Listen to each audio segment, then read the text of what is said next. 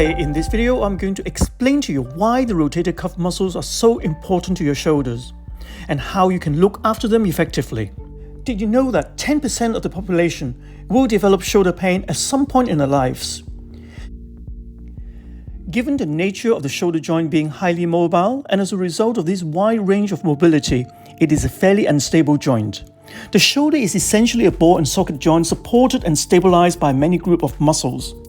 Although it has some support from ligaments and a cartilaginous structure called the Glenoid Labrum, it relies heavily on dynamic muscular input. The four key muscles responsible for maintaining shoulder stability are the four rotator cuff muscles: supraspinatus, subscapularis, infraspinatus, and the teres minor.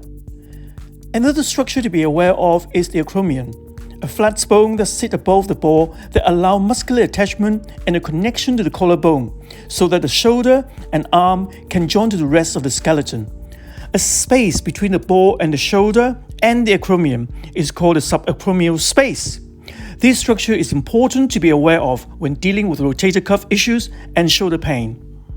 The rotator cuff muscles play an intricate role in shoulder movement. When the head of the humerus bone moves, the shoulder blade moves too. If the relationship of the muscle is disturbed for whatever reason, simple everyday movements can become painful and troublesome, and sports such as tennis can become nearly impossible. Essentially, the rotator cuff muscles help to stabilize the shoulder by working together to apply a stabilizing force to the ball of the shoulder joint. Each muscle has its own specialist role to enable stability of the shoulder. However, the muscles all have their own individual input to generate movement at the shoulder as well. Let's first take a look at the supraspinatus, which provides the first 20 to 30 degrees of movement called abduction, that is lifting your arm out to the side. After 30 degrees is reached, a much larger muscle called the deltoid takes over.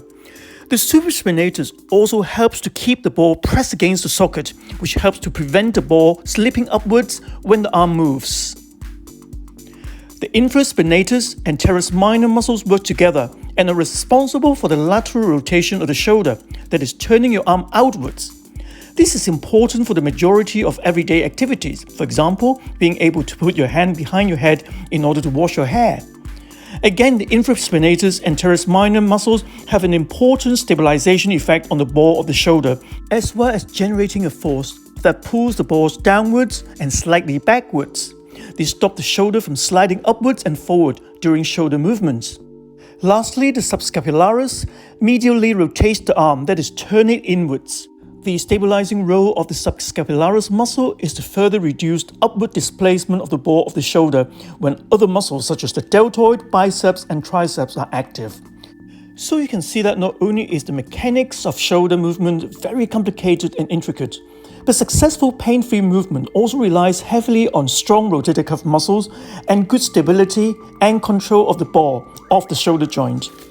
And without this control, you can develop pain due to structures including the supraspinatus tendon being squashed in the subacromial space, which can lead to inflammation and pain.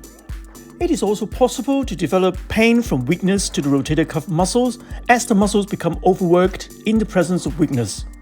And when shoulder pain develops, other muscles quickly make compensatory changes, which can cause secondary problems and pain. People often neglect the smaller rotator cuff muscles in favor of developing the big powerhouse muscles such as the pec, biceps, and triceps. But by neglecting the rotator cuff muscles, you run a risk of developing pain in the shoulder by losing the control and stability of the shoulder, and this can cause disruption not only to our training program or participation in sports, but to make everyday tasks difficult and painful. Most rotator cuff injuries are overuse injuries from repetitive overhead motions. Rotator cuff overuse often leads to rotator cuff impingement, which is the pinching of one of the rotator cuff tendons that runs through the subacromial space. People may sometimes tear one of the tendons or muscles in the rotator cuff, although this is less common than overuse injuries.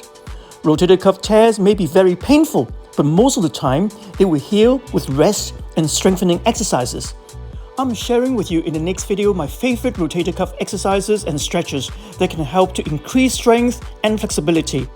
Thank you for watching until the end. If you like this video, please click the like button. Please subscribe, share and comment. Please also hit the bell so that you will be notified of any new future video release. If you're interested in improving your health and fitness, and if you want to prevent lower back pain, please take a look at my book, which is now available from Amazon. Thank you.